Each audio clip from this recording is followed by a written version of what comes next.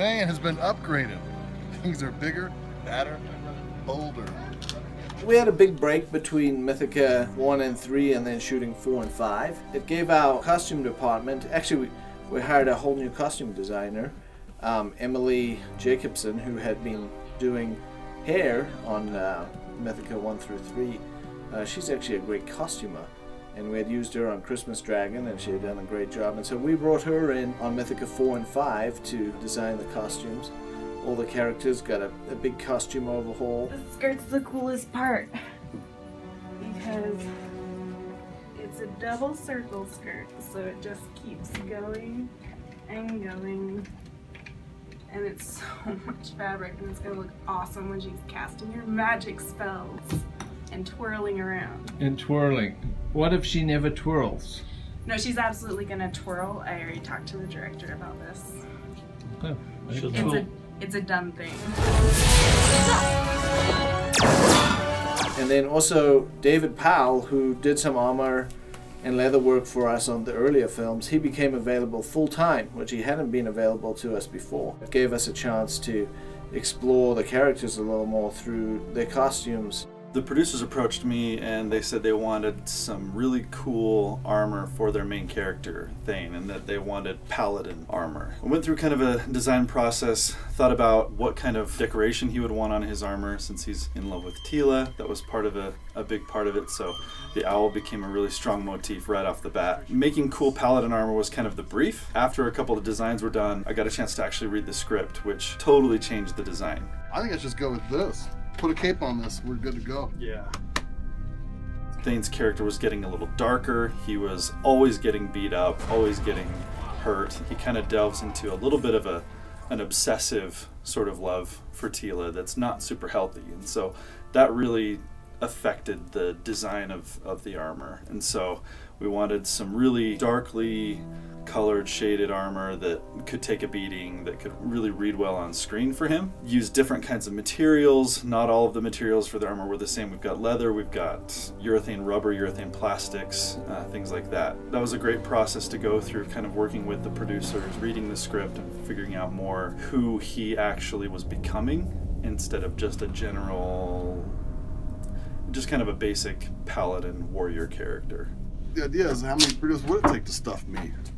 For kindness is 100 burritos. I don't know, seems like a lot of burritos.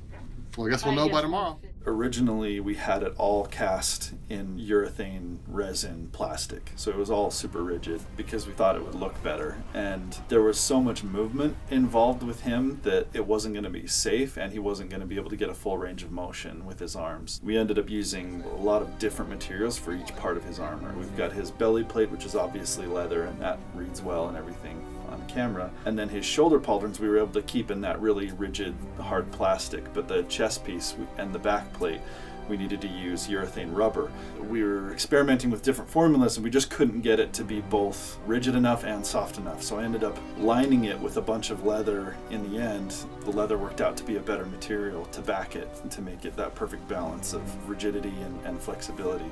And that just may be my bias as a leather worker, but at least being familiar with the material, that's kind of what we were able to end up with is something that was made of a lot of different things, but then painted to look similar. Yeah, sounds nice. Thorsten's swords were very Egyptian-inspired, very desert-dwelling kind of sword. Thane's was very much more just the sturdy, steady paladin warrior kind of sword. I think there's even a line about him using sword and shield versus two swords, which Thorsten was originally supposed to have two swords, but where we were worried about the fragility of them, we wanted to have a backup, so he ended up with a sword and a knife as his two blades to satisfy the script line. Originally, I really wanted to make the swords metal, and thinking that aluminum would be a really good option as long as we kept it blunt, but there was a huge safety concern. So because of the way they were being used, they really didn't want them to be at all metal. The idea was to make a model, make a mold of that model, cast it in like a really sturdy urethane rubber or sort of plastic.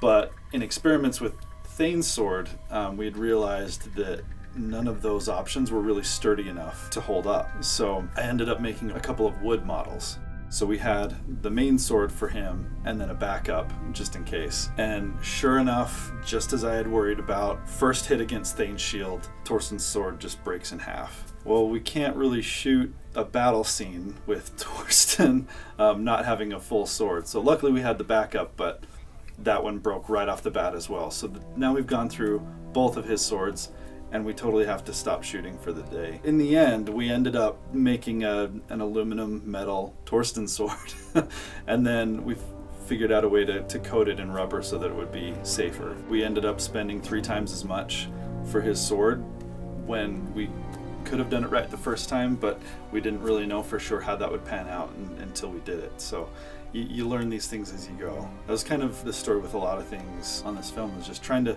figure out the best way to do it within the time and budget constraints that we had, which is the story of independent film, I guess. Lots of fun dealing with time and budget constraints. It's all about having enough time to do it and enough money to use the right materials. So does Jake still have armor envy even though he saw you sweating? Oh yeah, I do.